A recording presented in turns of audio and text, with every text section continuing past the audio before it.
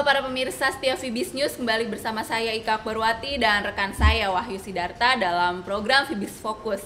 Pada Fibis Fokus kali ini kita akan melihat bagaimana kinerja dari Indeks Bursa Saham Indonesia atau IHSG dibandingkan dengan bursa-bursa saham di kawasan ASEAN dan juga Asia, dan sektor mana saja yang menjadi fokus pada perdagangan hingga kuartal pertama tahun ini.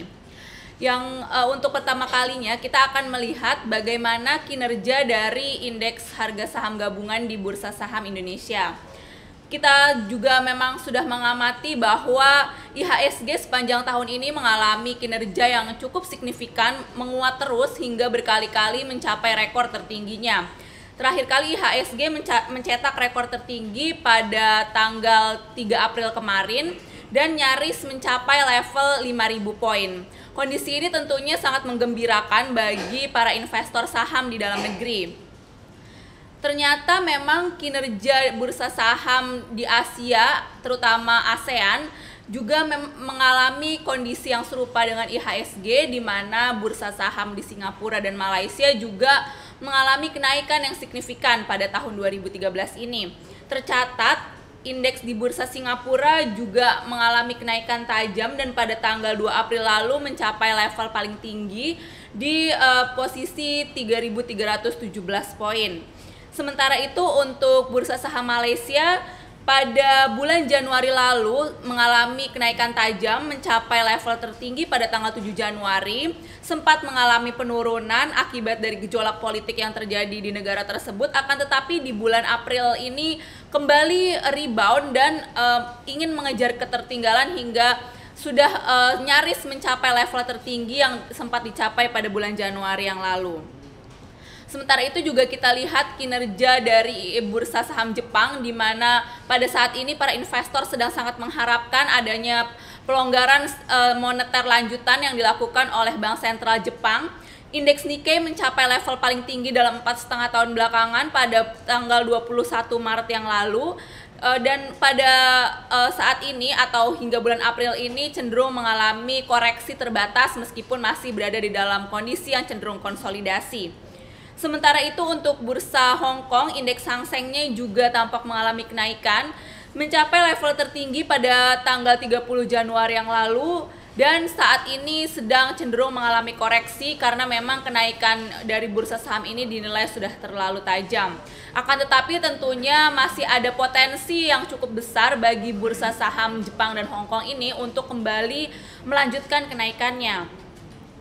Yang menjadi fokus di bursa Hong Kong saat ini adalah di sektor properti, di mana memang pemerintah Cina sekarang sedang memperketat syarat-syarat investasi properti di beberapa kota besar Cina seperti Shanghai, Beijing, dan juga Guangzhou, yang mana tidak boleh ada pembelian properti kedua bagi orang yang sudah memiliki rumah atau properti. Kondisi ini ditujukan supaya mencegah terjadinya pecah gelembung properti yang saat ini sedang terjadi di Cina. Dan kita lihat sekilas di sini indeks properti Hang Seng mengalami penurunan yang cukup tajam akibat dari rencana pemerintah untuk memperketat sektor properti.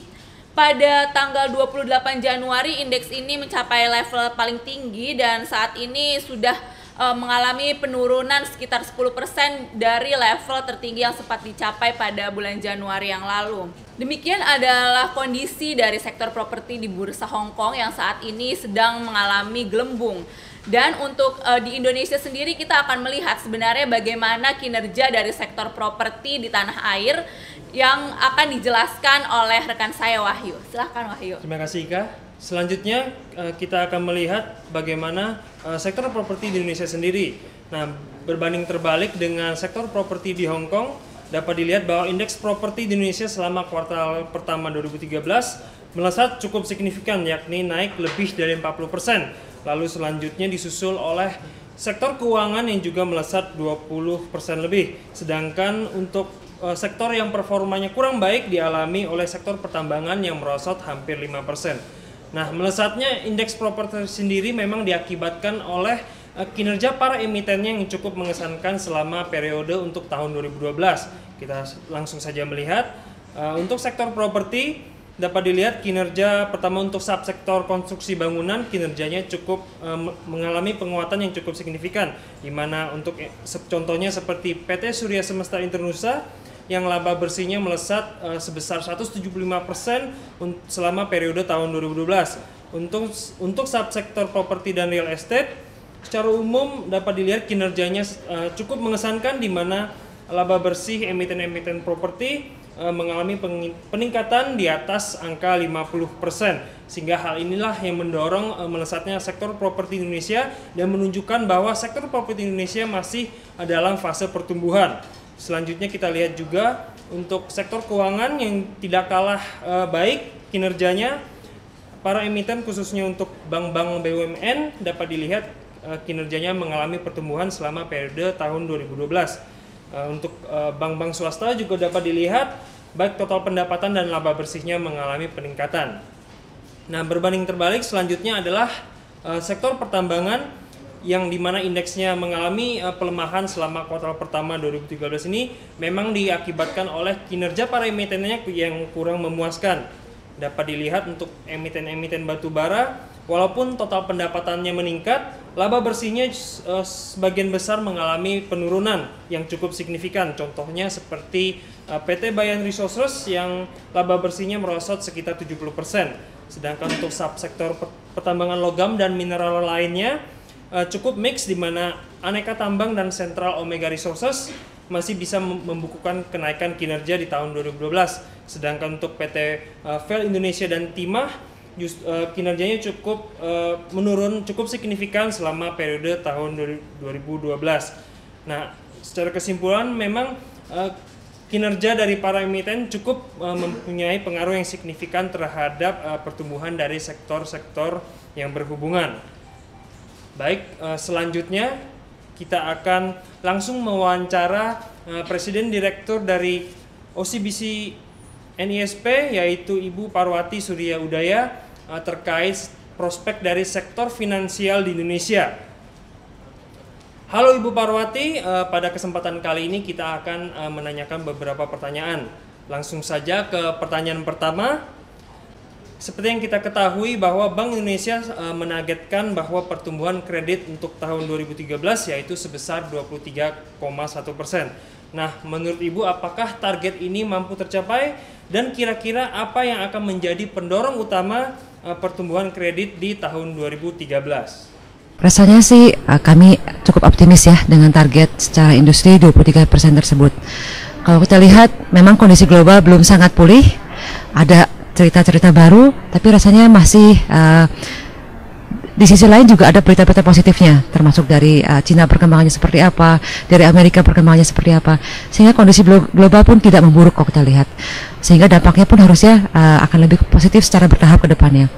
Untuk kondisi Indonesia sendiri, memang kita pun dengar dengan antisipasi kenaikan BBM, kemudian kenaikan biaya energi dan sebagainya, tapi kami masih tetap optimis ya, dengan potensi market Indonesia ini akan tetap bisa terjaga dengan baik.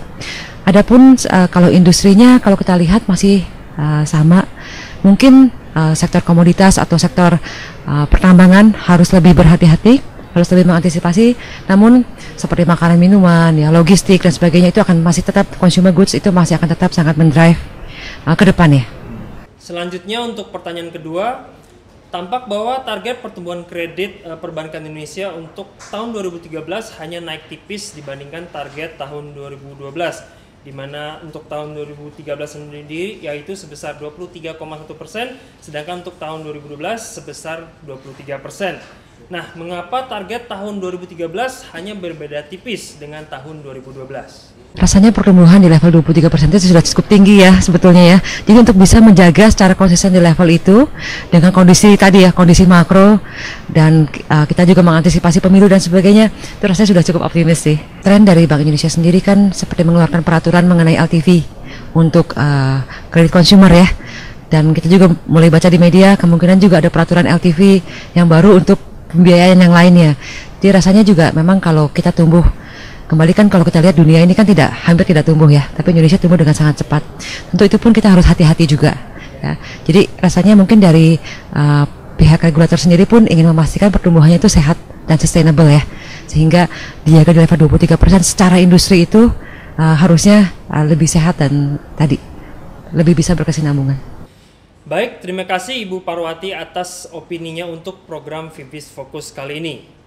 Demikianlah pemirsa tadi wawancara kami bersama Ibu Parwati sekaligus mengakhiri program Fibis Fokus kali ini. Akhir kata bersama saya Wahyu Sidarta dan rekan saya Ika Akbarwati. Sampai jumpa pada kesempatan berikutnya dan salam Fibis.